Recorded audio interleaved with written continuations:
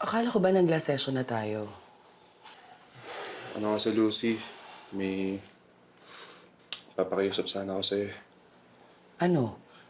Gusto mo ng repeat performance? Kerry ko. Tingnan mo to. Di ba alam mo naman nagbabagong buhay na ako? Tsaka alam mo naman naghanap na ako ng bagong trabaho eh. Yun na nga eh. Hanggang ngayon, Kelvin, hindi ko pa rin alam kung ano yung trabaho na yan. Nag-commit na kasi ako eh. Bakit? Selosa? Yung bago mong jowa? But in all fairness, maswerte ang jowa mo sa'yo. Siyempre naman, pero yun nga Lucy. Huwag mo sabihin kay kanino yung mga tungkol sa session natin, please. Alam mo, nakakatawa ka. Masyado ka ng pa-main character.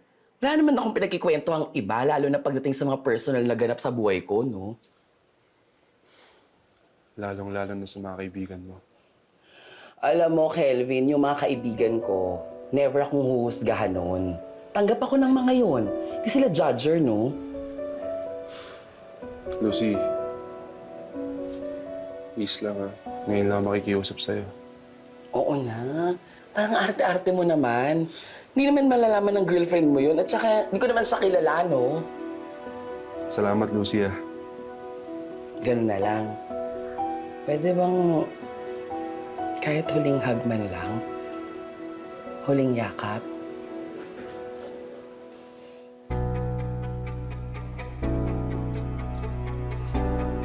Kelvin? Hana?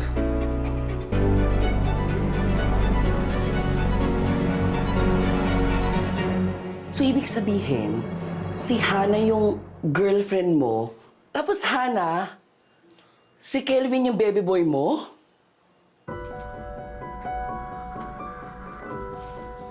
Client mo rin ba si Lucy? Nako, mukhang mahaba yung pag-uusapan nyo.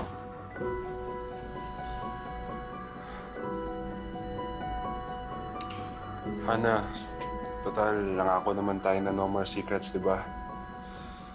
Aminin ko, naging client ko si Lucy. Pero nung nalaman kong magkaibigan kayo, di na ako umulit.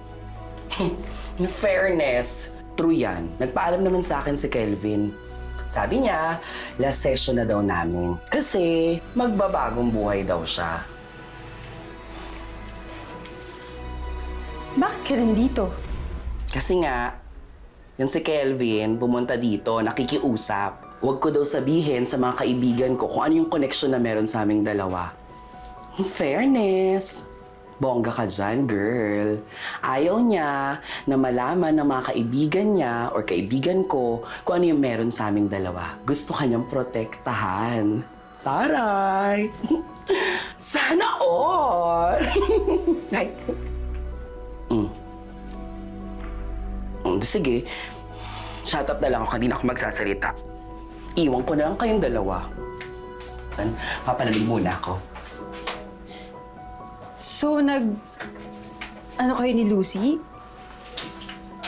Ew! Ay, grabe ang pagkaka-ew! Friend, magkaibigan tayo, nakaka-hurt. You're lang weird kasi, di ba? Nag-share tayo kay... Hana, alam kong weird pakinggan na naging kliyente yung kaibigan mo, okay? Tsaka aminin ko, marami akong naging kliyente, babae, lalaki. Pero nung nakilala kita, di na ako bumalik sa trabahong yun. Kasi diba sinabi ko naman sa'yo na lang ako. Sa'yo lang ako.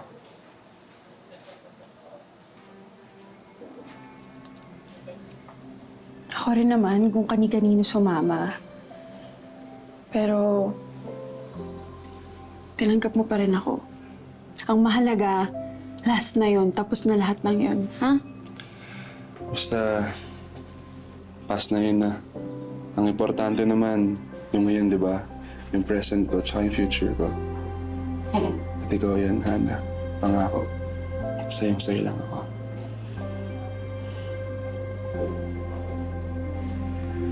Hi, friend!